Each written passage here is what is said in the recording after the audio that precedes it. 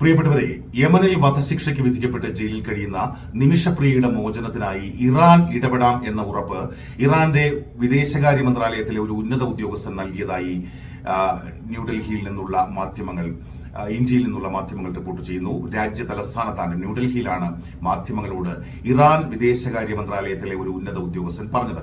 ഇറാന്റെ ഡെപ്യൂട്ടി വിദേശകാര്യമന്ത്രി അഥവാ വിദേശകാര്യ സഹമന്ത്രി മാജിദ് തഖ് റവാഞ്ചി അദ്ദേഹം ജനുവരി 2-3 തീയതികളിൽ ഡൽഹിയിലാണ്, ഇന്ത്യയുടെ തലസ്ഥാനമായ ഡൽഹിയിലാണ്. അദ്ദേഹം ഇന്ത്യയും ഇറാനും തമ്മിലുള്ള വളരെ നിർണായകമായ ചർച്ചകളുമായി ബന്ധപ്പെട്ടാണ്, പരസ്പര സഹകരണവുമായി ബന്ധപ്പെട്ട് ഇന്ത്യയും ഇറാനും തമ്മിൽ ഒപ്പുവച്ചിരിക്കുന്ന 2003 ഒപ്പുവച്ചിരിക്കുന്ന കരാറിന്റെ അടിസ്ഥാനത്തിലുള്ള 19ാമത്തെ റൗണ്ട് ചർച്ചകളുമായി ബന്ധപ്പെട്ടാണ് റവാഞ്ചി ഇപ്പോൾ നമ്മുടെ തലസ്ഥാനത്തുള്ളത്, ഇന്ത്യയുടെ തലസ്ഥാനത്തുള്ളത്.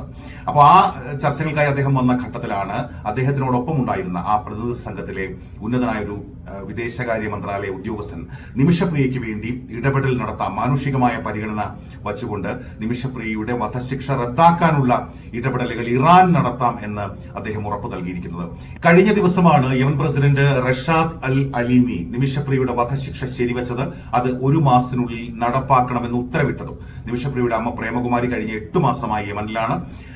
അതുപോലെ സേവ് നിമിഷപ്രിയ ആ ഫോറത്തിന്റെ പ്രധാനപ്പെട്ട ഭാരവാഹിയായ സാമുവൽ ജെറോം അദ്ദേഹവും യമനിൽ തുടരുകയാണ്. പക്ഷേ അവർ നടത്തിയ ശ്രമങ്ങളൊക്കെയും പരാജയപ്പെടുന്ന ഒരു ഘട്ടം, പ്രത്യേകിച്ചും കൊല്ലപ്പെട്ട തലാൽ അവരുടെ കുടുംബവുമായി, അദ്ദേഹത്തിന്റെ കുടുംബവുമായി ബന്ധപ്പെടാനുള്ള ശ്രമം, അതുപോലെ തലാൽ അൽ മെഹദി ഉൾപ്പെടുന്ന ഗോത്രത്തിന്റെ പ്രധാനപ്പെട്ട നേതാക്കളുമായി ചർച്ച നടത്താനുള്ള സാഹചര്യമൊക്കെ ആരാഞ്ഞിരുന്നു. അങ്ങനെയുള്ള ശ്രമങ്ങൾ നടത്തിയിരുന്നു. പക്ഷേ അതൊക്കെ പരാജയപ്പെട്ട ഒരു സാഹചര്യമാണെന്നാണ് മനസ്സിലാക്കുന്നത്. അവിടെയാണ് നിമിഷപ്രിയയുടെ വധശിക്ഷ ശരിവെച്ചുകൊണ്ട് യമൻ പ്രസിഡന്റ് തന്നെ ആ ഒരു ഉത്തരവ് പുറപ്പെടുവിക്കുമ്പോൾ അവിടെ ഇനി ആർക്കിടപെടാൻ കഴിയും എന്നൊരു ചോദ്യം കഴിഞ്ഞ ദിവസവും നമ്മൾ ഉയർത്തിയിരുന്നു. ഇനി നിമിഷപ്രിയയെ രക്ഷിക്കാൻ എന്താണ് മാർഗം?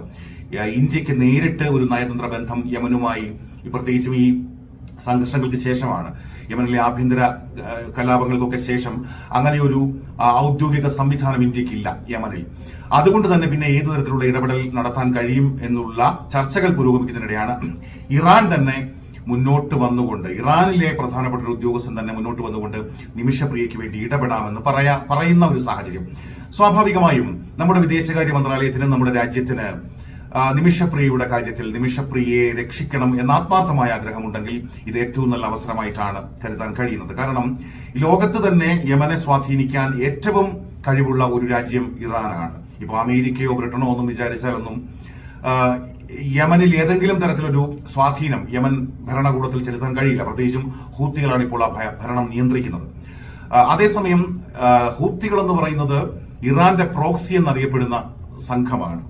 ഇറാൻ എല്ലാ സഹായവും, അല്ലെങ്കിൽ ഹൂത്തികൾക്ക് എല്ലാ സഹായവും നൽകുന്നത് ഇറാനാണെന്ന് വലിയ പരക്കെയുള്ള വ്യാപകമായ ആക്ഷേപങ്ങളുണ്ട്. കഴിഞ്ഞ ദിവസവും ഇറാന്റെ പരമോണു നേതാവ് ആയത്തുള്ള അലി ഖമനി പറയുന്നുണ്ടായിരുന്നു, ശരിയുടെ അച്ചുതണ്ടിൽ, നീതിയുടെ അച്ചുതണ്ടിൽ പോരാടുന്ന 3 സംഘങ്ങളാണ് ഹമാസും ഹിസ്ബുള്ളയും ഹൂത്തികളുമെന്ന്. അവർ ഉറപ്പായും ഈ 3 ശക്തികളും വിജയിക്കും, കാരണം അവർ ശരിയുടെ അച്യുതന്റെ ഭാഗത്താണ് എന്ന് ഇറാൻ ആത്മീയ നേതാവ്, പരമോന്നത നേതാവ് ആയത്തുള്ള അലി ഖമീനി കഴിഞ്ഞ ദിവസവും ഈ ന്യൂ ഇയറുമായി ബന്ധപ്പെട്ട സന്ദേശം നൽകുന്ന വേളയിലും, അല്ലെങ്കിൽ ആ പുതുവർഷവുമായി ബന്ധപ്പെട്ട ദിവസങ്ങളിൽ അദ്ദേഹം വ്യക്തമാക്കിയിരുന്നു.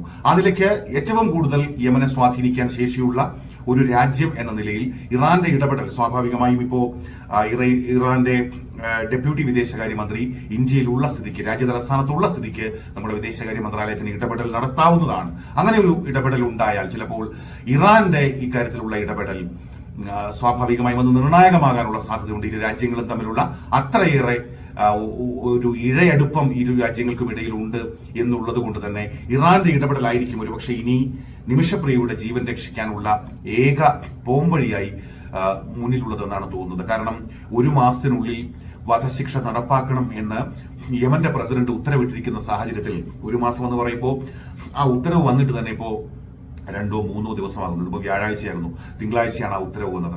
അപ്പോൾ ഇനിയുള്ള ഓരോ ദിവസങ്ങളും ഏറ്റവും പ്രധാനപ്പെട്ട ദിവസങ്ങളാണ്. ഈ 1 മാസത്തിനുള്ളെന്ന് പറയുമ്പോൾ ചിലപ്പോൾ നമുക്ക് മുമ്പിലുള്ളത് 2-3 ആഴ്ചയായിരിക്കാം.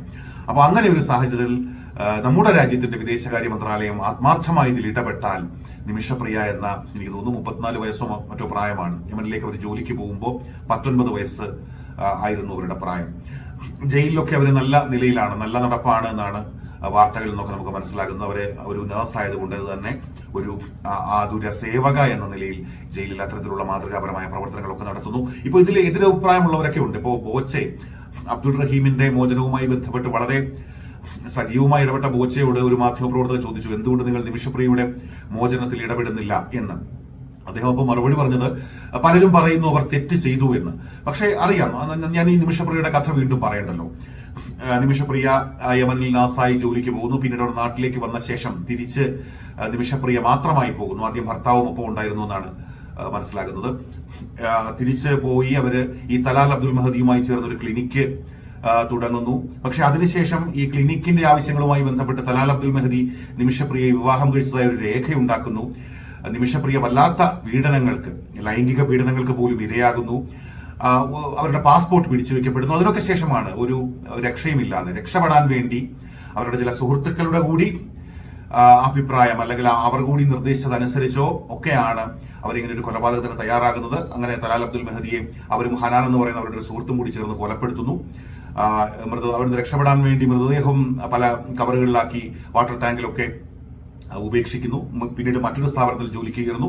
അങ്ങനെയൊക്കെയാണ് നിമിഷപ്രിയയുടെ കഥ പോകുന്നത്. പക്ഷെ അപ്പോഴും നിമിഷപ്രിയ പറയുന്നത് അതിക്രൂരമായ പീഡനങ്ങൾ സഹിക്കാൻ വയ്യാതെയാണ് തനിക്ക് ഇങ്ങനെ ഒരു കാര്യം, ഒരു കൊലപാതകം ചെയ്യേണ്ടി വന്നത്. രക്ഷപ്പെടാൻ വേറെ വഴിയൊന്നുമില്ല. അപ്പൊ ഏതൊരു മനുഷ്യനെ സംബന്ധിച്ചും അവരുടെ ജീവനായിരിക്കുമല്ലോ ഏറ്റവും പ്രധാനം. അപ്പൊ അങ്ങനെ ഒരു മാനുഷിക പരിഗണന നിമിഷപ്രിയയുടെ കാര്യത്തിൽ ഉണ്ട്. ആ മാനുഷിക പരിഗണന പ്രകടിപ്പിക്കും, അതിന്റെ പേരിൽ ഇടപെടും എന്ന് ഇറാൻ പറയുമ്പോൾ ഇത് ഏറ്റവും പ്രധാനപ്പെട്ട അല്ലെങ്കിൽ ഏറ്റവും ഒരു സുപ്രധാനമായ ഒരു അവസരമായ ഒരു നിമിഷമായി നിമിഷപ്രിയയെ മോചിപ്പിക്കുന്നതുമായി ബന്ധപ്പെട്ട കാര്യത്തിൽ കാണുകയാണ്. അതിന് വിദേശകാര്യ മന്ത്രാലയത്തിന്റെ മാത്രമല്ല ഇതുമായി ബന്ധപ്പെട്ട് പ്രവർത്തിക്കുന്ന സംഘടനകളുടെ കൂടി ഇപ്പോൾ സേവ് നിമിഷപ്രിയ ഫോറത്തിന്റെ ഒക്കെ ഇടപെടൽ വരുന്ന ദിവസങ്ങളിൽ, വരുന്ന മണിക്കൂറുകൾ ഏറ്റവും നിർണായകമായതുകൊണ്ട് തന്നെ അങ്ങനെ ഉണ്ടായാൽ ചിലപ്പോൾ ഇറാന്റെ ഇടപെടൽ കൊണ്ട് നിമിഷപ്രിയയുടെ വധശിക്ഷ ചിലപ്പോൾ റദ്ദാക്കപ്പെട്ടേക്കാമെന്നുള്ള പ്രതീക്ഷയാണ് ഈ സമയത്ത് പങ്കുവയ്ക്കാനുള്ളത്.